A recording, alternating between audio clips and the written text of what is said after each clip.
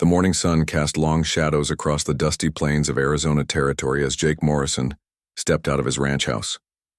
The year was 1887, and winter was coming fast to the high desert country.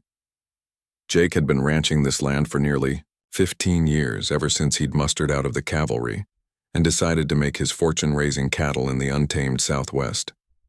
Jake was a tall, weathered man of 42, with hands like leather and eyes that had seen more than their share of hardship. His wife Sarah had died 3 years earlier from the fever, leaving him alone to work the spread with just his foreman, Old Pete, and a handful of Mexican vaqueros who came and went with the seasons.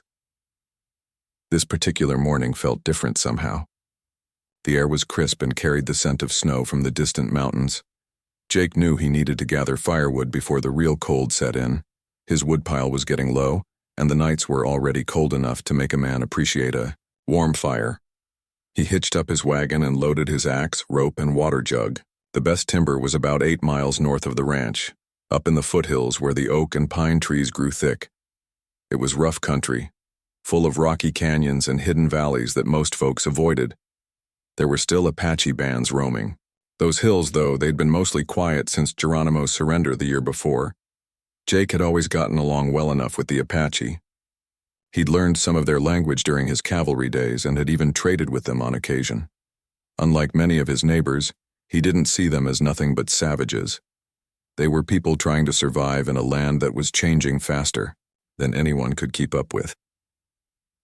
The wagon wheels creaked and groaned as Jake made his way north across the desert floor. The landscape was harsh but beautiful in its own way. Saguaro cacti stood like ancient sentinels against the blue sky, and the mountains rose up purple and mysterious in the distance.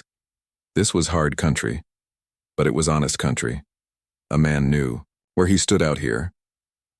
As he climbed higher into the foothills, the desert gave way to scrub oak and juniper. The air grew cooler, and the terrain more rugged. Jake had been coming to this area for years and knew every canyon and mesa. There was a particular grove of dead oak trees that would provide excellent firewood, but it was in a remote valley that required careful navigation to reach. The sun was high overhead when Jake finally arrived at the timber area. He unhitched the horses and let them graze while he surveyed the available wood. There were several large oak trees that had died in a lightning fire 2 summers back. The wood was well seasoned and would burn clean and hot. Jake began working methodically, cutting the dead branches into manageable lengths and splitting the larger pieces. The physical labor felt good after days of bookkeeping and fence mending.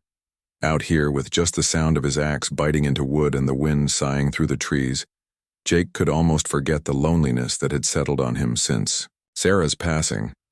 He worked steadily through the afternoon, building up a good pile of split wood.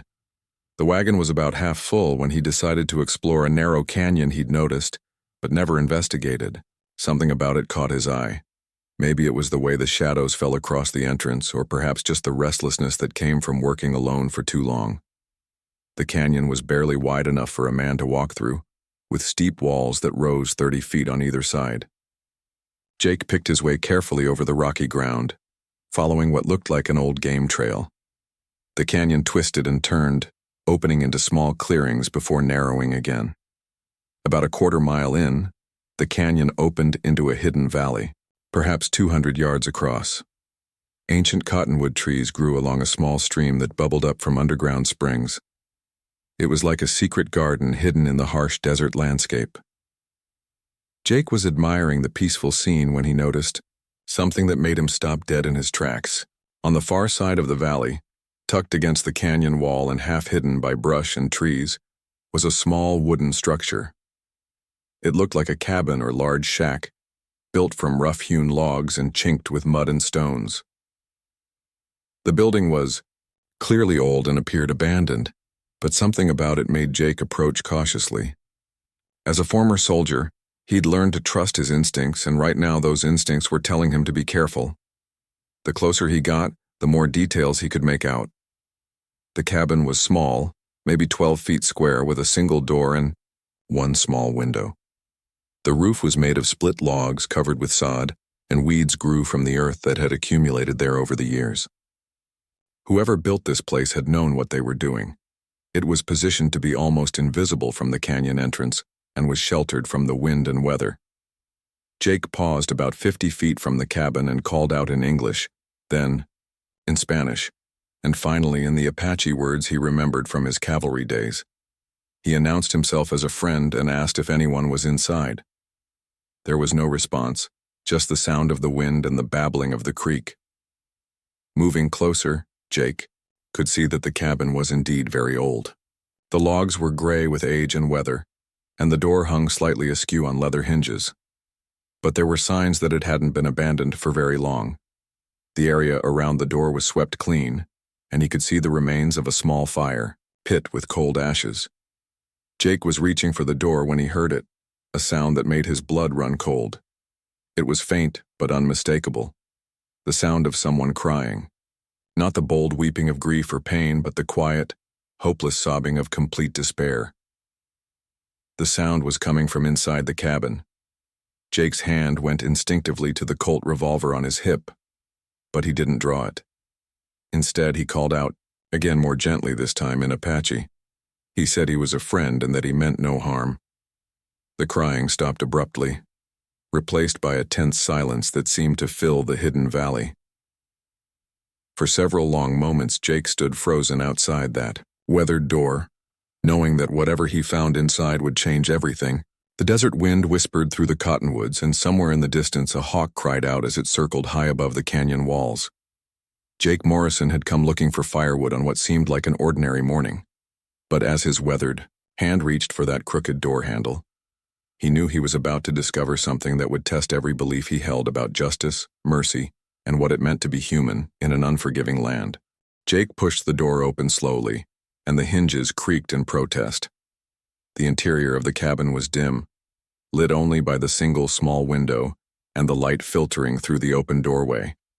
As his eyes adjusted to the darkness, Jake's breath caught in his throat at what he saw. 3 Apache women sat huddled together in the far corner of the small room. They were clearly terrified, pressing themselves against the log wall as if trying to disappear into the wood itself. Their clothes were tattered and dirty, and Jake could see that they were all painfully thin, their faces gaunt with hunger and exhaustion. The oldest woman appeared to be around 40, with streaks of gray in her long black hair. She sat protectively, in front of the other 2, her dark eyes fixed on Jake with a mixture of fear and defiance.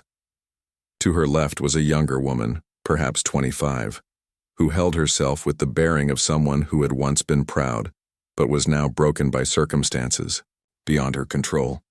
The third woman was barely more than a girl, maybe 16 or 17, and she was the one who had been crying. Jake slowly raised his hands to show he meant no harm, and spoke in Apache, using what words he remembered from his time in the cavalry. His pronunciation was rough, but he managed to convey that he was a friend, and that he would not hurt them.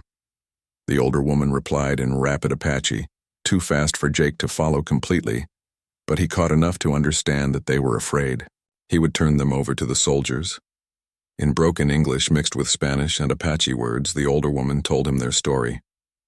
Her name was Morning Star, and she was the widow of a respected Apache warrior who had died fighting alongside Geronimo.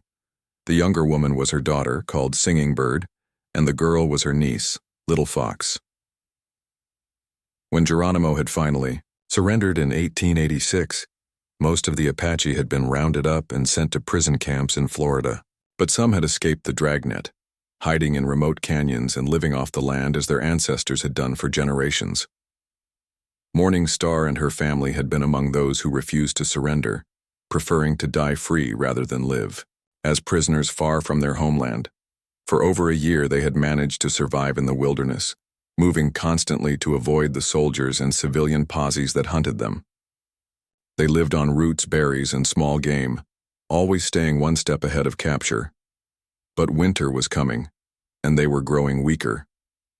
Little Fox had fallen ill with fever, and they had been forced to take shelter in this old cabin that Morning Star remembered from her childhood. As Morning Star spoke, Jake noticed details that painted a picture of their desperate situation. Their moccasins were worn through and patched with pieces of hide and cloth. Their clothing was a mixture of traditional Apache dress and items clearly taken from abandoned homesteads or traded from Mexican settlements. Most telling of all, he, could see that they had been reduced to eating things no human should have to eat. There were bones in the corner that looked like they had been gnawed clean, and the remains of what appeared to be a meal of tree bark and roots. Jake listened to their story with growing compassion and anger, not anger at these women, but at the situation that had driven them to such desperate straits. He had served in the Apache campaigns and had seen the brutality on both sides. But he had also seen how the Apache were being treated now that they were defeated, herded onto trains like cattle and shipped off to prison camps where many were dying of diseases they had never encountered. The youngest girl, Little Fox, was clearly very sick. Her face was flushed with fever, and she shivered despite being wrapped in every scrap of cloth and hide the women possessed. Jake could see that without help, she would probably die within days. The other two women weren't much better off. They were all suffering from malnutrition and exposure. Jake found himself facing an impossible decision. By law, he should report these women to the authorities. There was still a bounty on escaped Apache, and hiding them could cost him his ranch, and possibly land him in prison. But looking at these desperate, starving women, he couldn't bring himself to condemn them to the living death of the prison camps. In his broken Apache, supplemented with gestures and a few words of Spanish, Jake tried to explain his situation. He told them he wanted to help but needed to think about how to do it safely. The older woman, Morningstar, watched him carefully as he spoke, and Jake could see her weighing his words, trying to determine if he could be trusted. Finally, Morningstar spoke again, and this time she switched to English, revealing that she understood the language better than she had initially let on. She told Jake that they would not ask him to risk his life for them. They knew they were probably going to die, and they had accepted that fate. All they wanted was to die as free people in their homeland, not as prisoners in some distant place they had never seen. Her dignity in the face of certain death moved Jake deeply. These weren't the savage raiders that newspaper stories made the Apache out to be. They were people with the same hopes and fears as anyone else. They were mothers and daughters who loved each other and were trying to survive in a world that had no place for them. Jake made his decision quickly before he could talk himself out of it. He told the women to wait while he went back to his wagon. He returned with his water jug and what food he had brought for his lunch, some bread, jerky, and coffee. He also brought his medicine kit, which contained quinine and other basic supplies. The women fell on the food with desperate gratitude, but Morningstar made sure the youngest Little Fox ate first. Jake examined the sick girl as best he could and determined that she was suffering from pneumonia or some similar lung infection. The quinine might help with the fever, but she needed warmth, rest, and proper food to recover. As afternoon turned, toward evening, Jake found himself sitting in the tiny cabin with 3 Apache women, sharing his meager supplies and trying to figure out what to do next. The situation was impossible from every angle he looked at it. If he reported them, they would be sent to the prison camps where they would probably die anyway. If he helped them and was caught, he would lose everything he had worked for. But as he watched Morningstar gently tend to her sick niece and saw the quiet strength with which all 3 women faced their desperate situation, Jake knew he couldn't walk away. Sarah had always said that a person's character was revealed not by how they treated their friends, but by how they treated those who had no power to help them in return. The sun was setting beyond the canyon walls when Jake finally spoke.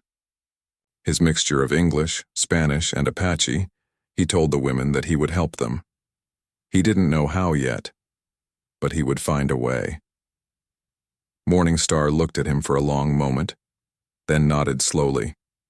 In that nod, Jake saw not just gratitude, but a recognition that they were now bound together in a dangerous conspiracy of mercy. As darkness fell over the hidden valley, Jake Morrison found himself committed to a course of action that could cost him everything he owned. But for the first time since Sarah's death, he felt like his life had real purpose again. Jake spent that first night in the cabin, keeping the fire going and tending to Little Fox while Morningstar and Singing Bird took turns sleeping. The girl's fever was high, and she drifted in and out of delirium, sometimes speaking in Apache, and sometimes just making small pained sounds that tore at Jake's heart. By morning, Jake had developed the outline of a plan, It was dangerous and complicated, but it might work. The key was his foreman, old Pete Gonzalez, who had been with Jake for over 10 years and was one of the few people Jake trusted completely. Pete had fought alongside Mexicans against Apache raids, but he was also a practical man who understood that the world wasn't divided into simple categories of good and evil. Jake left the women with promises to return that evening with more food and medicine. He loaded his wagon with the firewood he had cut the day before and made his way back to the ranch, his mind racing with the details of what he was about to attempt. Old Pete was mending harness in the barn when Jake found him. Pete looked up from his work, took one look at Jake's face, and set down his tools. "You got that look, Jefe," Pete said in his gravelly voice. "Same look you had when you decided to buy them Herefords everybody said would die in the desert. What kind of trouble you found now?" Jake closed the barn door and told Pete everything. He described finding the women, their desperate condition, and his decision to help them. Pete listened without interruption, occasionally nodding or making small sounds that could have meant anything. When Jake finished, Pete was quiet for a long moment. "You know what you're asking, don't you?" Pete finally said. "This ain't just about breaking some government rules. There's people around here would string you up just for thinking about helping Apache, no matter if they're women or not. And if the army finds out..." He shook his head. "I know," Jake replied. "But I can't. Just let them die, Pete. They're people, not animals. And that girl is so sick."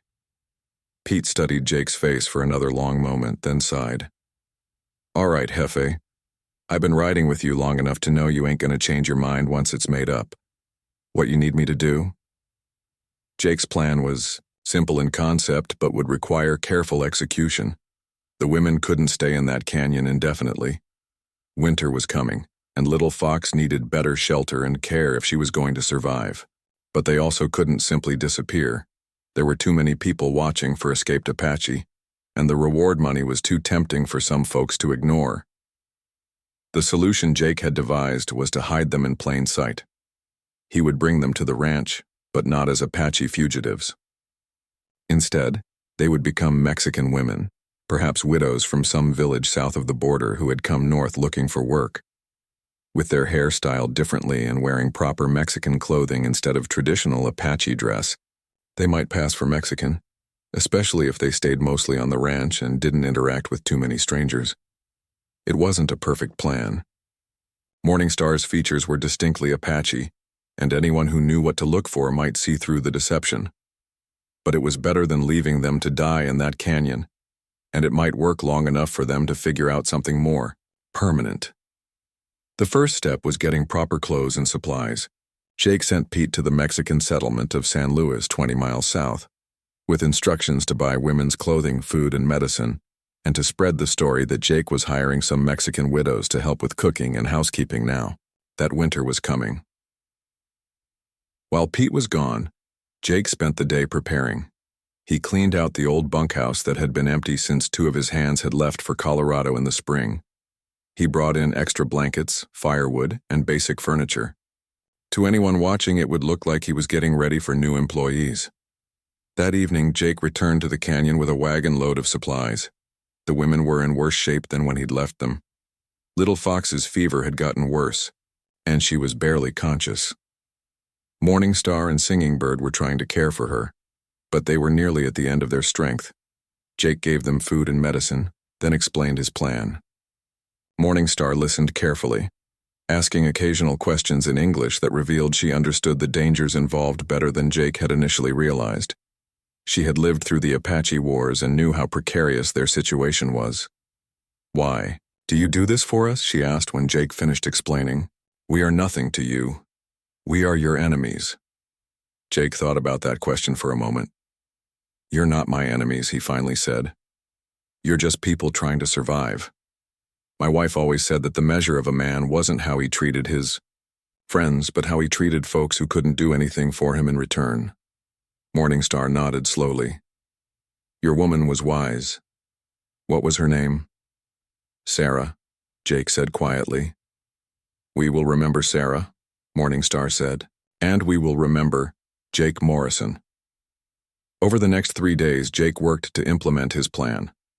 Pete returned from San Luis with the clothing and supplies, along with confirmation that he had successfully spread the cover story.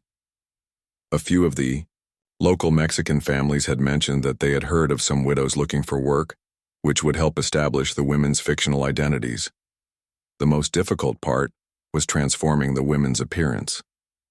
Morning Star and Singing Bird worked together to alter their hairstyles and learn to wear the Mexican clothing in a way that would look natural. They practiced speaking Spanish, which Morning Star knew reasonably well from trading with Mexican settlements over the years. Little Fox remained critically ill, drifting in and out of consciousness as her fever raged. Jake did everything he could to help, using the medical knowledge he'd picked up during his army days, but he knew she needed more care than he could provide. The problem was that bringing in a doctor would expose their secret. The solution came from an unexpected source. Maria Santos, a Mexican curandera or folk healer who lived in San Luis, sometimes traveled through the area treating people who couldn't afford regular doctors. Pete had mentioned the sick woman at the ranch during his trip to San Luis, and Maria had offered to come take a look. Jake was nervous about bringing anyone else into the secret, but Little Fox was dying, and Maria was their best hope. When the curandera arrived at the ranch, she took one look at the women and raised an eyebrow, but she said nothing about their true identities. Instead, she set to work treating Little Fox with a combination of traditional remedies and practical medical knowledge. "This girl has the lung sickness," Maria told Jake in Spanish. "She needs steam treatments and special teas, but she is young and strong. If she can fight the fever for a few more days, she may live." Maria stayed at the ranch for 3 days, teaching Morning Star how to continue the treatments. During that time, she never once questioned the women's story about being Mexican widows, though Jake was sure she had figured out the truth. When she left, she simply told Jake that if anyone asked, she would say she had treated some Mexican workers who had taken sick. By the end of the first week, Little Fox's fever finally broke. She was still weak and thin, but her eyes were clear again, and she was able to eat small amounts of food. Morning Star wept with relief when her niece spoke her name for the first time in days. The 3 women settled into life at the ranch with surprising ease. They worked hard, helping with cooking, cleaning, and the countless other tasks that kept a ranch running. Morning Star proved to be an excellent cook, and her knowledge of desert plants added variety to their meals that Jake hadn't enjoyed in years. But even as they established their new routine, Jake knew they were walking a tightrope. Any day could bring visitors who might see through their disguise, or government officials looking for escaped Apache. The longer they stayed, the greater the risk became that someone would discover their secret and destroy the fragile peace they had created in that hidden corner of the Arizona territory. 3 weeks into their new arrangement, Jake's carefully constructed world nearly came crashing down. It was a Thursday morning when Sheriff Tom Bradley rode up to the ranch with 2 men Jake didn't recognize. One wore a cavalry uniform with lieutenant's bars, and the other was dressed in the rough clothes of a bounty hunter or tracker. Jake was in the corral breaking a young horse when he saw them coming. His heart hammered as he watched the 3 riders approach, but he forced himself to continue his work, acting as if their visit was nothing more than a routine social call. Out of the corner of his eye, he saw Morning Star disappear into the ranch house, undoubtedly warning the other women to stay out of sight. Sheriff Bradley was a decent man who had always been fair in his dealings with Jake, but he was also a man who followed the law without question. He dismounted and walked over to the corral, his expression serious. "Morning, Jake," Bradley said. "This here's Lieutenant Morrison from Fort Apache, and this is Sam Garrett. He's been hired by the government to track down some escaped Apache." Jake nodded politely while his mind raced. The irony that the lieutenant shared his last name wasn't lost on him, but he pushed that thought aside to focus on the immediate danger. "What brings you gentlemen out my way?" Jake asked, continuing to work with the horse as if he hadn't a care in the world. Lieutenant Morrison stepped forward. He was a young man, probably fresh out of West Point, with the kind of rigid bearing that Jake remembered from his own army days. "We're looking for 3 Apache women who escaped during a transfer to the prison camps," he said. "We have reason to believe they may be hiding in this area." "Apache women," Jake said, trying to sound surprised. I haven't seen any Apache around here, male or female. Thought they were all rounded up after Geronimo surrendered. Sam Garrett spat tobacco juice into the dust and studied Jake with narrow eyes. He was a hard-looking man in his 50s with the kind of weathered face that came from years of living rough. Most of them were, he said. But these three slipped through. Been tracking them for weeks. Trail goes cold about 8 miles north of here, up in the foothills. Jake's blood ran cold. That was exactly where he had found the women. Well, I do my wood cutting up in that area, he said carefully.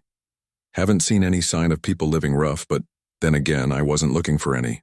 Sheriff Bradley looked around the ranch yard, his gaze taking in the clean bunkhouse, the freshly chopped firewood, and the other signs of increased activity.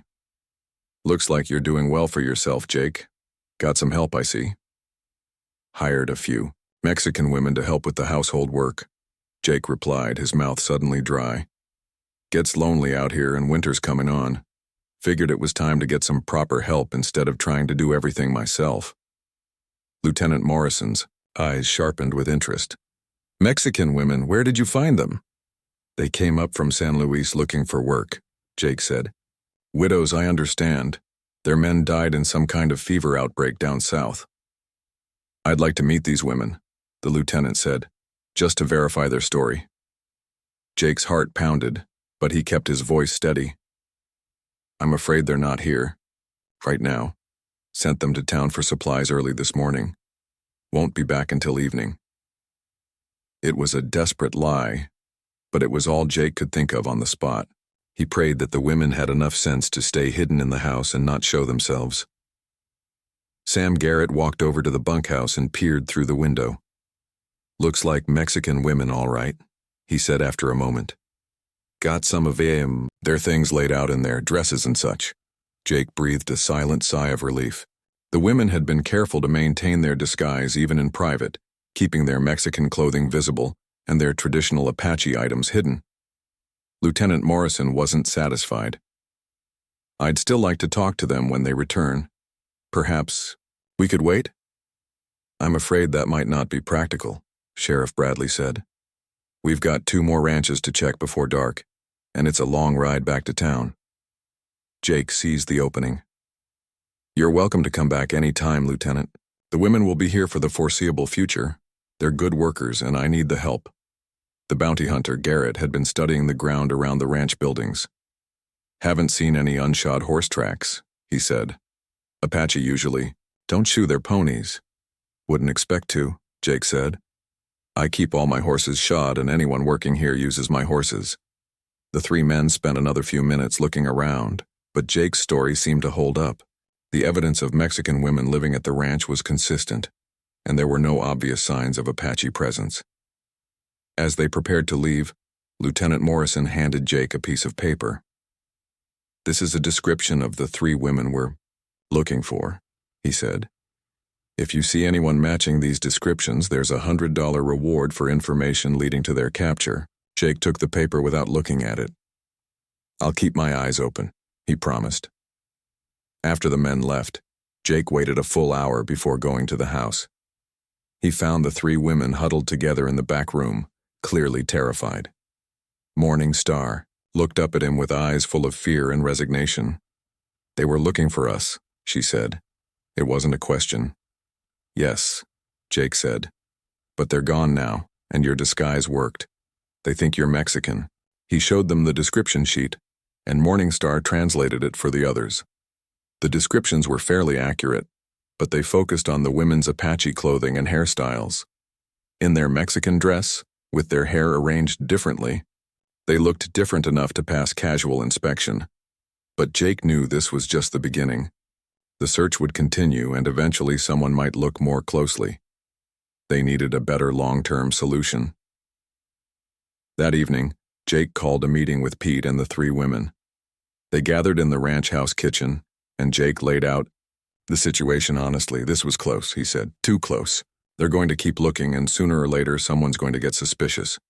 We need to think about what comes next. Morning Star had been quiet all day, but now she spoke up. We should leave, she said. We have brought danger to You, Jake Morrison. You have done more than enough. Where would you go? Jake asked. Winter's coming and Little Fox is still weak. You wouldn't last a week out there. Then perhaps it is time for us to surrender, Morningstar said quietly. At least in the prison camps we would not bring harm to those who have helped us. Little Fox, who had been silent during most of these discussions, suddenly spoke up. No, she said fiercely in English. I will not go to the prison camps to die slowly. If we must die, let us die as free people. Singing Bird nodded in agreement. My daughter speaks truly. We have tasted freedom again these past weeks. We cannot go back to cages. Jake looked around the table at these brave women who had endured so much and still refused to give up their dignity. An idea was beginning to form in his mind, but it was so audacious that he almost didn't dare voice it. There might be another way, he said slowly. It's risky, and it would mean leaving Arizona territory completely, but it might work. The women leaned forward, hope flickering in their eyes for the first time that day. Mexico, Jake said. If we could get you across the border, you'd be beyond the reach of U.S. law. There are Apache living in Mexico, some who never surrendered. You could join them, or start new lives as Mexican citizens. Pete whistled softly. That's a long way to travel without being noticed, he said. And crossing the border with them, that's smuggling, Jake. They catch you at that, it's not just prison, it could be a hanging offense. Jake nodded grimly. I know the risks, but what other choice do we have? Morningstar studied Jake's face for a long moment. You would do this, for us? Risk your life to take us to Mexico? Sarah always said that once you start doing the right thing, you have to see it through to the end, Jake replied. I can't help you halfway and then abandon you when it gets dangerous. The room fell silent as everyone considered the implications of what Jake was proposing. Outside, the wind howled across the desert, carrying with it the scent of coming winter, and the promise of decisions that would change all their lives forever. The plan they developed over the next few days was complex and dangerous, but it was their only chance. Jake would take the women south to Mexico, but not directly. Instead, they would travel east first, toward New Mexico territory, then circle south through the Chihuahuan Desert. It was a longer route, but it would take them through less populated areas where they were less likely to encounter law enforcement or bounty hunters. Pete would stay behind to run the ranch and maintain the fiction that the Mexican women were still there. If anyone came asking, he would say they were visiting relatives in San Luis or had gone to one of the other Mexican settlements for supplies. It wasn't a perfect alibi, but it might buy them the time they needed. The first challenge was supplies. They would need enough food and water for at least 2 weeks of desert travel, plus camping gear, ammunition, and medical supplies in case Little Fox's illness returned.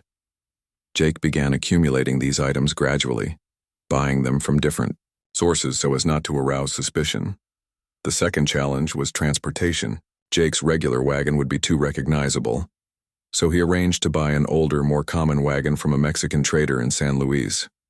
He also purchased 4 sturdy horses that could handle desert travel and weren't obviously associated with his ranch. The women spent their time preparing for the journey in their own ways. Morningstar used her knowledge of desert survival to advise Jake on the best routes and water sources. She also taught Singing Bird and Little Fox more Spanish, knowing that they would need to pass as Mexican if they were questioned during the journey. Little Fox, though still weak from her illness, was the most eager to leave. The weeks of hiding had been harder on her than on the older women. She was young and had known freedom for most of her life, and the constant fear of discovery was wearing on her spirit. Singing Bird was more apprehensive. She had a child's grave to visit, a daughter who had died 2 years earlier and was buried in a secret place in the mountains north of the ranch.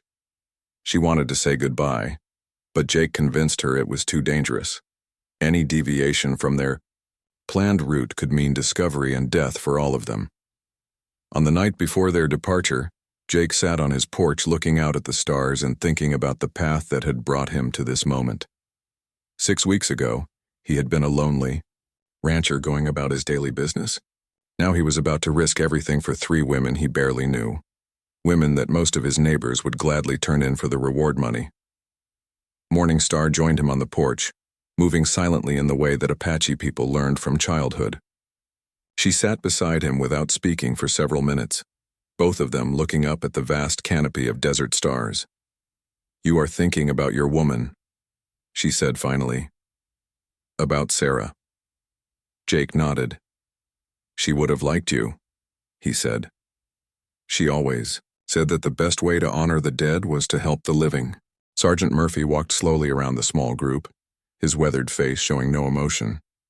The other soldiers kept their weapons ready, but didn't aim them directly at the prisoners. In the tense silence, Jake could hear little foxes labored, breathing, and the distant cry of a hawk circling overhead. "Strong bear," Murphy said suddenly, looking at Morningstar. "I knew him, fought against him for 3 years, respected him for longer than that. He was a warrior, not a murderer. There's a difference, though not everyone in the army understood that." Morningstar lifted her chin proudly.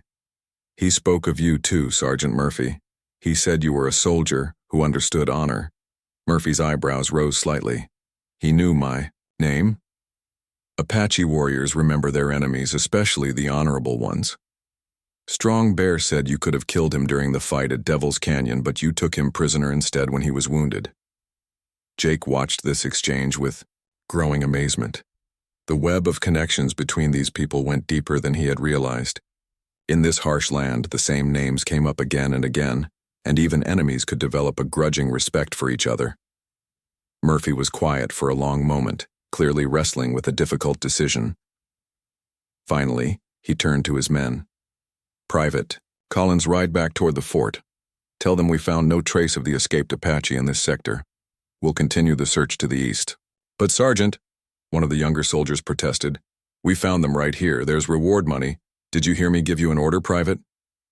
Murphy's voice carried the authority of 20 years in the Army. "We found no Apache, just a rancher taking some Mexican workers to visit family. Is that clear?" The soldiers exchanged uncertain glances, but they knew better than to argue with their sergeant. "Yes, sir," they replied in unison. Murphy walked over to Jake and spoke quietly so the other soldiers couldn't hear. "I owe Strong Bear a debt," he said. "He saved my life once during a truce talk, warned me about a young hothead who wanted to kill me to prove his courage. I never got the chance to repay that debt before he died." "What are you saying, Sergeant?" Jake asked, hardly daring to hope. "I'm saying that as far as the Army is concerned, we never found any Apache women. But I'm also saying that if these Mexican ladies were smart, they'd get across the border as fast as possible. And if a certain rancher was smart, he'd get back to his ranch and never speak of this to anyone." Jake felt a surge of gratitude so strong it almost brought tears to his eyes. "Sergeant, I don't know how to thank you." "Don't thank me," Murphy said gruffly. "Thank Strong Bear. And if anyone ever asks, remember that we never met on this road." Murphy gathered his men and prepared to leave, but before mounting his horse, he had one final word with Morningstar. "Your husband was a good man," he told her. "I hope you find peace in Mexico." "Peace is not a place, Sergeant Murphy," Morningstar replied. "It is a way of living.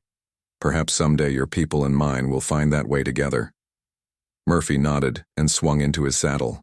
Within minutes, the patrol was riding away to the east, leaving nothing but dust clouds to mark their passage.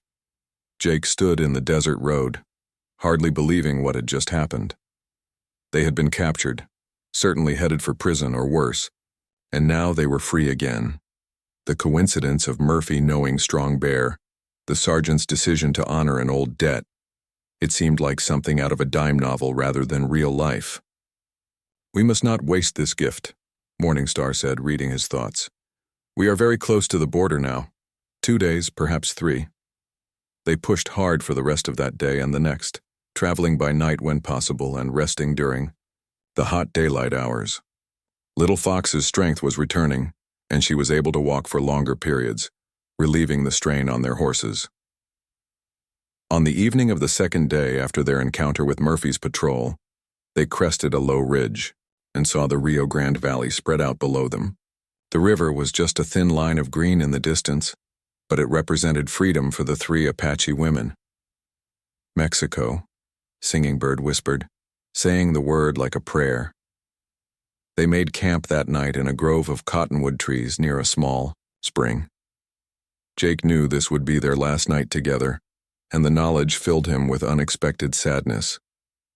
Over the past weeks, these women had become more than just people he was helping. They had become friends, even family of a sort. Morning. Star seemed to sense his mood. "You are sad to see us go," she observed. "I am," Jake admitted. "The ranch will seem empty again." "You have given us our lives," Morningstar said, "but you have given yourself something too.